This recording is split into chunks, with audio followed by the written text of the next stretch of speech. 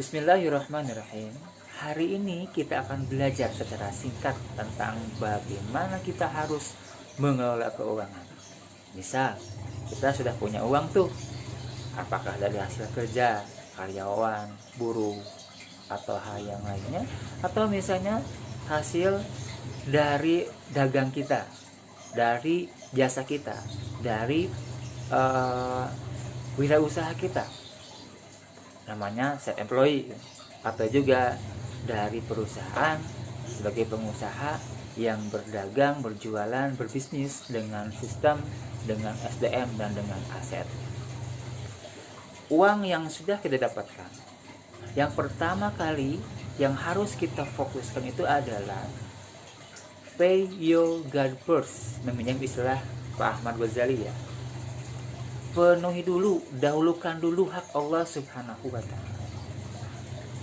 Pertama, jangan lupa untuk berzakat.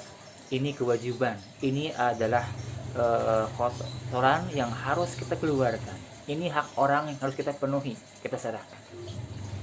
Infak atau wakaf. Nah, ini semuanya adalah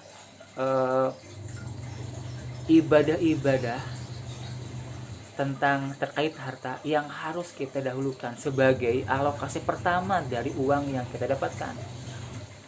Artinya kita membangun mental kaya terlebih dahulu. Kita menghadap Allah dulu gitu.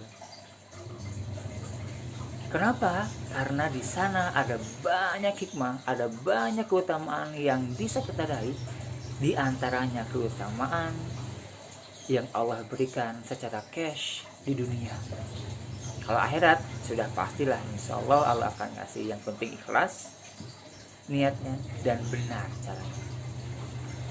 Setelah kita menetapkan persentase untuk pay your God first, yang kedua adalah segerakan dulu hak orang lain. Apa itu? Hutang. Ketika kita meminjam pada seseorang dengan sangat semangat, berjuang, yang penting dapat pinjaman ke siapapun, rasa malu dihilangkan, kita berjuang untuk dapat pinjaman misalnya, maka untuk mengembalikannya pun harus penuh dengan perjuangan, harus sama semangatnya, bahkan harus lebih semangatnya ketimbang saat kita meminjam. Hutang tidak hina selama untuk kebaikan. Yang hina adalah orang berhutang tetapi dilambat-lambat, ditunda-tunda, bahkan dilupakan pelunasannya. Ini yang hina. Hingga Rasulullah pun ketika ada salah seorang sahabat yang punya hutang kemudian meninggal dunia, setelah selesai dikafani, Rasul enggan menyolatinya. Kenapa? Karena hutang ternyata menghalangi, atau hutang sangat dimurka oleh Rasulullah kalau tidak dilunasi, kalau enggan melunasi. Sehingga ada sahabat yang siap menjamin, Rasul pun kemudian menyolatinya. Ada sebuah jaminan Rasulullah SAW. Ketika ada seorang muslim yang berhutang dengan sebuah hutang, dan Allah mengetahui bahwa dia bertekad kuat untuk melunasinya, ada Allahu fidunya, ada Allahu anhu fidunya, Allah akan membantu melunaskannya di dunia.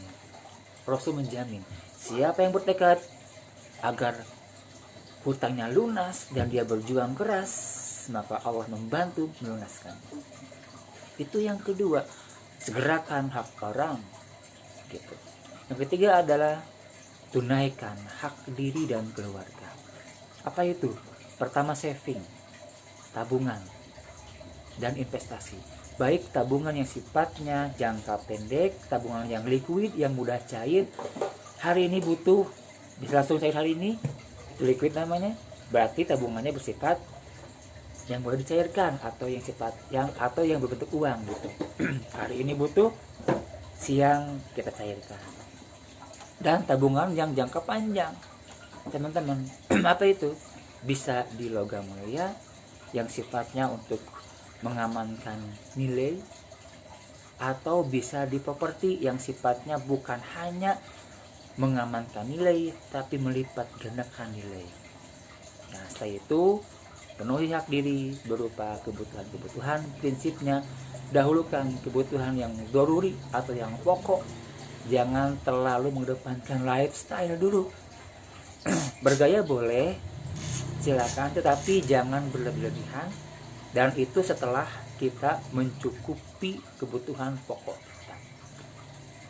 Teman-teman, itu singkatnya tentang bagaimana kita mengalokasikan uang yang kita dapatkan. Terima kasih. Assalamualaikum warahmatullahi wabarakatuh.